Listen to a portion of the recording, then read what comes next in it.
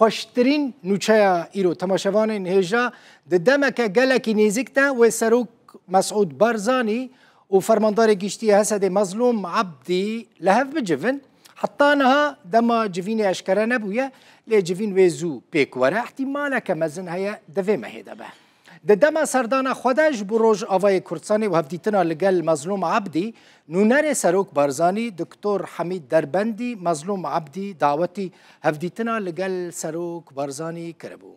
جوینا سروک بارزانی و مظلوم عبدی و سرکفتن و پشتگیریه که مزن به جبو روج آوای کردستانی لگوری نوچه که روزنامه امریکی المونیتور و جوین لبارگاه سروک بارزانی لهولیر پیکوره اف جوین اگر پیکوره بگمان و پیش روژا روژ آوای کردستانی جی گلکی گشبینو باش به